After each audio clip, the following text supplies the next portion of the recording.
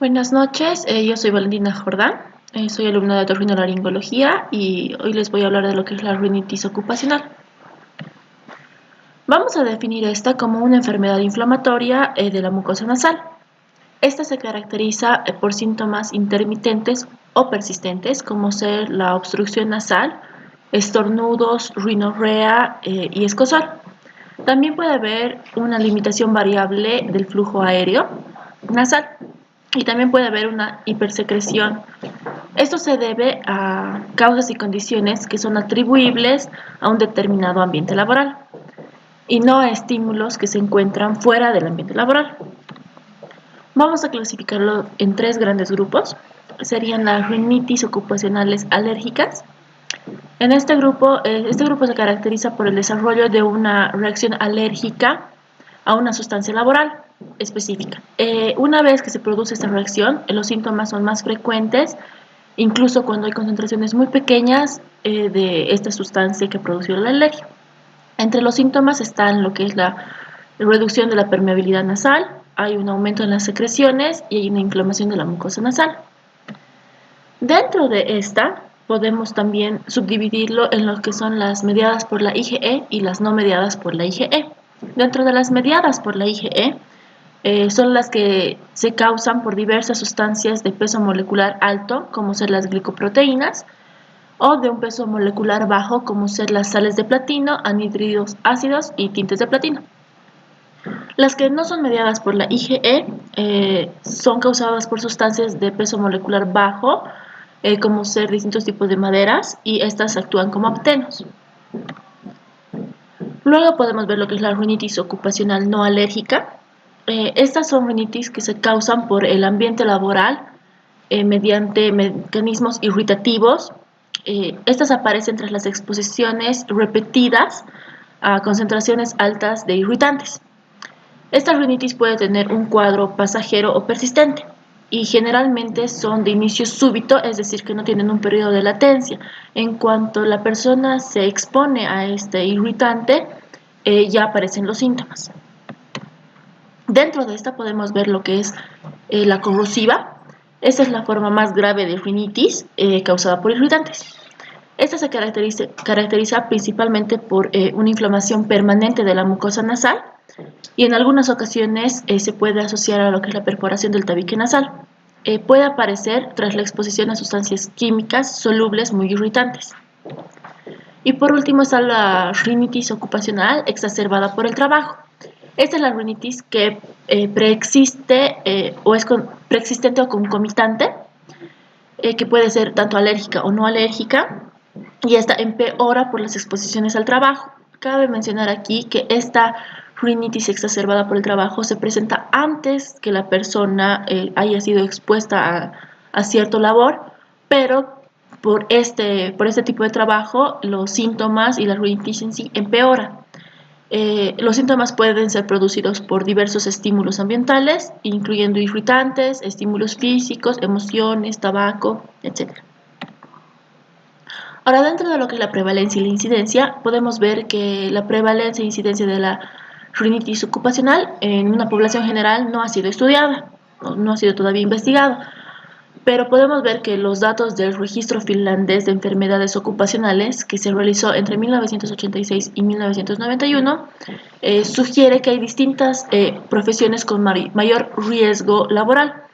Y dentro de este riesgo podemos ver que también un riesgo a producirse rinitis ocupacional. Entre estas profesiones están los panaderos, los ganaderos, las personas que trabajan en la industria alimenticia, los veterinarios, los granjeros y los ingenieros electrónicos o personas que trabajan con electricidad. Dentro de los factores de riesgo, el principal factor de riesgo es la intensidad de exposición y atopia. ¿Qué queremos decir con atopia? Que es cuando una persona tiene la predisposición a presentar alergia o rinitis por factores genéticos, es decir, que desde su familia tienen este tipo de problemas. La atopia se ha asociado con un mayor riesgo de sensibilización a una variedad mayor de sustancias. Luego están dentro de los factores de riesgo lo que es la relación dosis-respuesta. Aquí es entre el grado de exposición y la sensibilización ocupacional. Y también podemos ver lo que es el tabaquismo y la sensibilización ocupacional como un factor de riesgo. Hay distintos agentes etiológicos. Se puede dividir en dos grupos que son sustancias de peso molecular alto y sustancias de peso molecular bajo. Dentro de las sustancias de peso molecular alto podemos ver distintos agentes. Acá en esta primera parte les muestro lo que son como agentes animales de laboratorio, como ratas de laboratorio, ratones de laboratorio, alérgenos derivados de animales, otro tipo de alérgenos, insectos y ácaros. Y en las ocupaciones están veterinarios, trabajadores y manipuladores de animales y trabajadores en la industria porcina. Y en lo que respecta sobre todo a ácaros, serían los trabajadores de industrias químicas y los granjeros. Otros agentes serían el polvo de grano y de cereales y la harina. Dentro de la ocupación estarían los trabajadores de laboratorio, los granjeros, los manipuladores de grano y también los panaderos. También podemos ver otro tipo de agentes que serían el látex, alérgenos de origen vegetal, las enzimas y pescados y mariscos. Y dentro de las ocupaciones estarían el personal sanitario y personal de industria textil, industrias alimenticias, también la industria farmacéutica y de detergentes y los trabajadores en piscifactorías, que es los trabajadores que manipulan mucho lo que son pescados y mariscos. Ahora, dentro de las sustancias de peso molecular bajo, tenemos agentes como ser los disocinatos, anhídridos ácidos, acerrín y metales como el platino. Y en las ocupaciones estarían los pintores, trabajadores con moldes de uretano, también producción de resina, trabajadores químicos y electrónicos, carpinteros y las personas que trabajan haciendo muebles y trabajadores en refinerías de platino. También tenemos como agentes a distintos fármacos como ser el psyllium, la espiramicina, la piperacilina y otras sustancias químicas reactivas. Y en las ocupaciones estarían lo que son trabajadores sanitarios y en el área farmacéutica. También podemos tener personas que trabajan con tintes reactivos, fibras sintéticas, algodón, personas que trabajan en peluquerías, con persulfato y trabajadores en fábrica de zapatos. Dentro de lo que es el diagnóstico, este se enfoca más que nada en demostrar que la rinitis se debe a un problema ocupacional, que la rinitis se ha dado por el ámbito laboral y no por factores externos. El diagnóstico se hace mediante lo que es una historia clínica, también se puede hacer lo que es una exploración nasal y por pruebas alergológicas. Y en algunas ocasiones es la provocación nasal específica. Hay que tener en cuenta que también puede existir una coexistencia entre la rinitis ocupacional y el asma. En este caso, lo que habría que investigar específicamente, tendríamos que investigarlo específicamente mediante un cuestionario dirigido, espirometría y prueba broncodilatadora. La historia clínica y ocupacional es la clave del diagnóstico y de la investigación de la rinitis ocupacional. Se debe en primer lugar establecer cuándo ha aparecido la alergia y la rinitis. Se debe también establecer cuánto tiempo el trabajador está en su actual empleo, cuánto tiempo ha estado antes de que se produzcan los síntomas y cuánto tiempo con los síntomas producidos, y también hay que ver si los síntomas agravan o mejoran cuando el paciente ya no está expuesto a ese ámbito laboral. Luego, lo que es la exploración nasal, esta nos permite analizar de una manera macroscópica la mucosa nasal. Se realiza mediante una rinoscopía anterior o una endoscopía nasal, como podemos ver en las imágenes. Esta es útil para descartar otro tipo de enfermedades que puedan simular una rinitis o que puedan simular una obstrucción nasal, como ser la desviación septal o los pólipos nasales. Dentro de las pruebas funcionales está la rinomanometría, la rinometría acústica y el pico de flujo inspiratorio nasal.